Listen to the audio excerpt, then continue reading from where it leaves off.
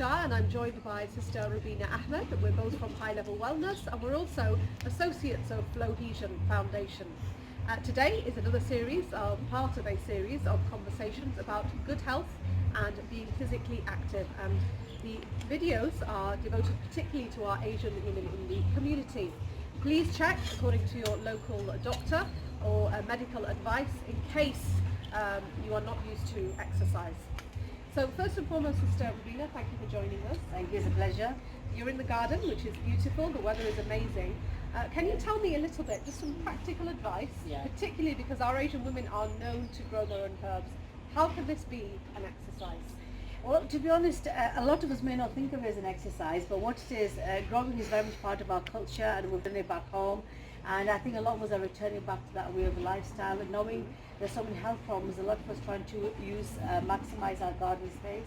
I mean, alhamdulillah, I'm quite blessed. I've got quite a spacious garden here, and as you can probably see, we've got quite a lot of like all my fruit trees. We've got the pomegranate, we've got the pears, the cherries, the apples, the peaches, apricots. We've got lots of fruit trees, and here currently what I'm working on at the moment is actually my vegetable patch. I'm just getting it ready because in the small greenhouse I've been planting the seeds, so I'm trying to get this patch ready actually for planting. Now in this patch, apart from my cat going there, okay, trying to like keep me company, but I've got quite a lot of grass and weeds growing, so I'm trying to get this ready. So when you do work in the garden, obviously whether you go for walks during the garden, it's good to wear, like sensible shoes, and obviously the garden, I've got my gloves on, even though it's quite hot and it's still, it's good just to protect your nails and things like this. But when you're doing work in the garden, like for example, I've got my spade here, so I do quite a lot of digging with this. I need to get all these weeds out and all this grass out from here.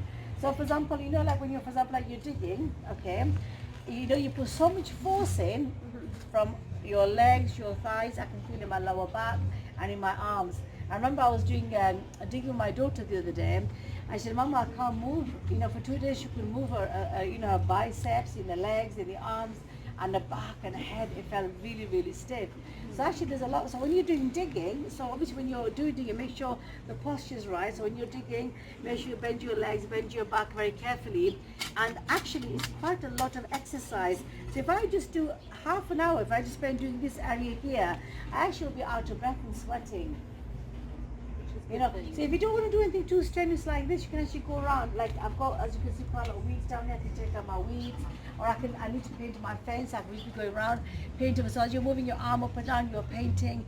And when you're standing a lot, try to like bend your legs as well. So bend your back, keep it straight, bend your leg, keep the back straight. It's important. That's actually very, very good exercise.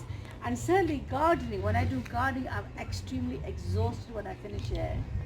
Yeah, and it's, the time when you're outside for a walk, okay, time can go quick as well, especially if you're going for shopping or you're on your bicycle. But in the garden, it's the time, it goes into hours, you don't even realize it. Because when you look at the greenery, it is so therapeutic. Being in the garden actually releases lots of neurochemicals in your brain. It releases endorphins, because as I mentioned earlier on, what happens in the winter months when the days are shorter and it's colder, a lot of people suffer what's called seasonal affective disorder. They start feeling depressed. So obviously in the summer when the weather is very, very nice, you're getting vitamin D, you're getting exercise, and there's my neighbors out having a barbecue on hot. So it's very, very nice. And it's a wonderful activity to do. Apart from walking, we do quite a lot of digging in the garden. Like I mentioned before, just digging like this, it's actually quite a lot of effort. Just doing this, make sure you bend your legs, keep your back straight, okay? Just even just like pulling out all the weeds. You can actually get like a stool, sit on a stool, and then you can actually be pulling all the weeds rather than bending. Bending like pulling weeds is not a good idea. You get like a small stool and sit on it and work on the area as you go along. And that again in itself, your arms, your legs, emotionally, psychologically, physically, you're actually engaging with the soil, with the greenery, and with the sun. And you're actually working on every part of your body. What about the hand shovel? This is quite a lot of work for somebody who's a bit more senior. Right, so they that's use right. hand gardening tools? Yeah, like I mentioned before, what they can do is actually, I've got the smaller tools as well. And if you can actually, those actually who have the mobility, they can sit on a smaller stool and actually just use a little small trowel. I think I've got quite a few gardening kits and stuff lying around here.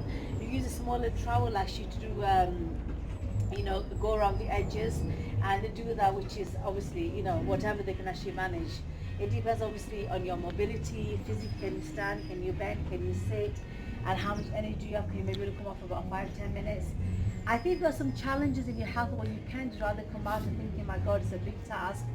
Break it up, maybe throughout the day, maybe like 10 minutes in the morning, maybe afternoon, do some slightly different things. What about watering plants? Does that take a lot of effort? Well, no, that doesn't take a lot of effort, to be honest, and actually it's very, very therapeutic, because when you're doing water, what happens, you go around the garden. When I start from one end and go all the way around, I see I can see my plums now, they're going a bit bigger. Okay, these are weeds, and take them out. So it gives you a good overall inspection of the garden. And as you are physically moving around, it is using low energy, but it is nevertheless very safe and very easy to do as well. So what you can do in the garden, you can actually break up your activities, for the planting, the weeding. You want to paint the fence, if you want to obviously take out the weeds, you want to cutting the grass, that's quite Thank you very much for joining us once again. There are many other videos, so please have a look on our website www.flowhesionfoundation.org.uk, or follow us on Twitter @flowhesion.